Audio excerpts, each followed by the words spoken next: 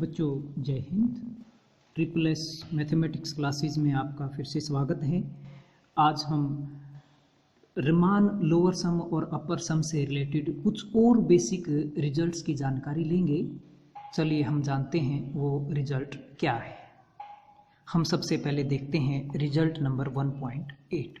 इस रिजल्ट में क्या कहना चाहता है। बच्चों सपोज करो मेरे पास ये एक इंटरवल है ए से बी और इस इंटरवल की ये हमने कोई पार्टीशन की हुई है। सपोज पार्टीशन है मेरी पी और इस पार्टीशन की हेल्प से हमने एक नई पार्टीशन बना ली पी की हेल्प से पी स्टार। ओके, यानी कि पी स्टार क्या है? This is refinement of P, मतलब पी से ही हमने पी स्टार बनाई है।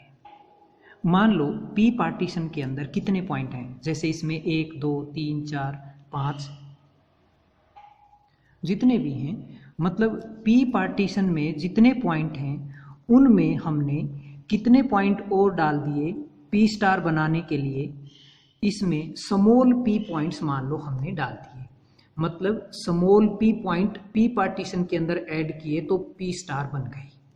ओके, मीन्स पी स्टार और पी में कितने पॉइंट्स का डिफरेंस है? पी पॉइंट्स का डिफरेंस है। ओके, दूसरी बात, अब मेरे पास एक ऐसा नंबर के भी है। कैसा नंबर है के? कि एफ एक्स फंक्शन का मोड पूरे इंटरवल पे वो के या के से छोटा है। मीन्स पूरे इंटरवल के ऊपर फंक्शन की वैल्यू इस के नंबर से बड़ी नहीं जाएगी, मतलब हर जगह फंक्शन की न्यूमेरिकल वैल्यू के से छोटी ही रहेगी। ऐसा कोई नंबर के हमने उठा लिया। एक बात बच्चों हम पहले से जानते हैं कि पार्टीशन को जो ही हम रिफाइन करेंगे तो लोअर सम बढ़ेगा। मीन्स एल एफ पी से बड़ा होगा एल एफ पी स्टार।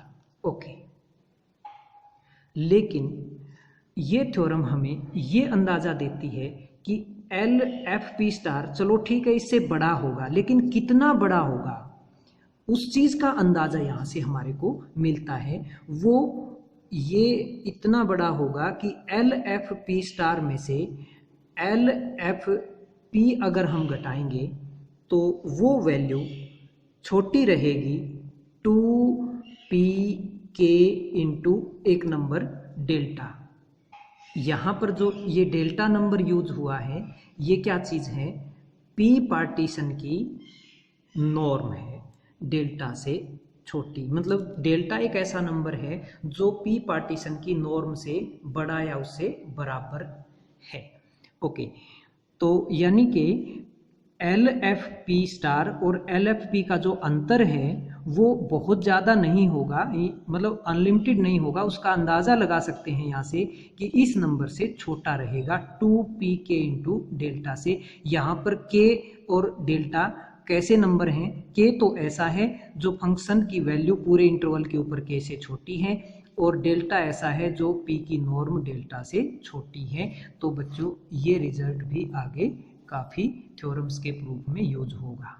और इंटरेस्टिंग थिंग यहाँ पर ये है कि जैसे लोअर सम बढ़ता है आपको मालूम है अपर सम घटता है, तो इसी केस के अंदर अपर सम का जो डिफरेंस होगा यू एफ पी में से अगर यू एफ पी स्टार घटाएंगे तो वो भी 2p के डेल्टा से छोटा रहेगा, क्योंकि अपर सम घटता है पार्टीशन को रिफाइन करने से।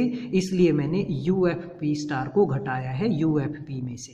इसमें U F L F P star में से घटाया था एल एफ पी को, लेकिन ये डिफरेंस भी इसी नंबर से छोटा रहेगा। ओके, आगे यहाँ पर करोलरी के रूप में एक और रिजल्ट बताया गया है। For any two partition P1 and P2 L F P1 छोटा रहेगा यू एफ P2 से। ये क्या कहना चाहता है बच्चों कि अगर हम कोई भी दो पार्टीशन ले लें P1 और P2 और एक पार्टीशन उन दो में से कोई एक उठा लो, उस पार्टीशन के कोरस्पोंडिंग तो ले लिया हमने लोअर सम और जो दूसरी पार्टीशन बची उसके कोरस्पोंडिंग लिया हमने अपर सम। तो जो अपर सम की वैल्यू है वो हमेशा बड़ी ही होगी लोअर सम से, छोटी होने की उम्मीद नहीं होगी। अपर सम बड़ा ही होगा या बराबर हो सकता है, चाहे ये आप पार्टीशन कैसी भी ले लो, उल्टी पुल्टी कैसे ले लो, तो रिफाइनमेंट हो चाहे एक दूसरे के ये, या रिफाइनमेंट ना हो, कैसी भी पार्टीशन हो, अपर सम हमेशा बड़ा रहेगा लोअर सम से या इक्वल हो सकता है। मतलब यूं कह सकते हो आप कि कोई भी अपर सम किसी अन्य लोअर सम से छोटा कभी नहीं हो सकता। इस थ्योरम का आप प्रूफ चाहो तो कर सकते हैं, जैसे हमने पिछली थ्योरम का प्रूफ किया, लगभग उन्हीं स्टेप्स पर बेस्ड ये प्रूफ रहेगा। चलिए अब हम कुछ और रिजल्ट्स की जानकारी लेते हैं।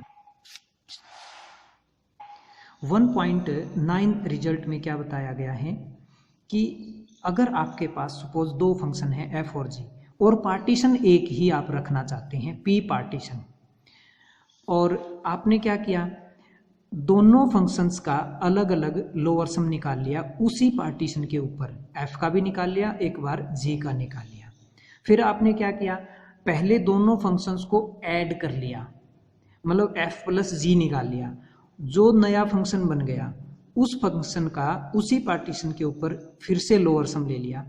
तो ये रिजल्ट हमेशा होल्ड करता है बच्चों कि सम लेने के बाद जो लोअर सम आएगा वो हमेशा इस चीज़ से बड़ा होगा। ये मतलब दोनों का अलग अलग लोअर सम लिया और ऐड किया, उससे ये हमेशा बड़ा आएगा या बराबर हो सकता है, छोटा नहीं होगा। और अपर सम के लिए ये रिजल्ट उल्टा हो जाएगा। बच्चों ये छोटे छोटे रिजल्ट्स मैं इसलिए रिवाइज करवा रहा हूँ क्योंकि इन रिजल्ट्स को आपको ध्यान में रखकर चलना होगा, तब आप आगे बड़ी प्रॉब्लम्स को सोल्व कर पाएंगे या मेजर थ्योरम्स के प्रूफ को सोल्व कर पाएंगे। चलिए आज का लेक्चर हम यहीं फिनिश करना चाहते हैं। बच्चों ध्यान रहे, अगला लेक्चर बहुत ही इम्पोर्टेंट रहेगा, very important lecture for this chapter. Riemann integration की हम डेफिनेशन पढ़ने वाले हैं। अभी तक आपने रीमान इंटीग्रेशन की डेफिनेशन नहीं पढ़ी है, जो हमारा चैप्टर नेम है वो इसी डेफिनेशन पर बेस्ड है। अभी तक हमने इस डेफिनेशन के लिए बेस तैयार किया था। तो चलिए हम अगले लेक्चर में फिर मिलते हैं। कोई भी स्टूडेंट इस लेक्चर को प्लीज़ मिस न करें। धन्यवाद। जय हिंद।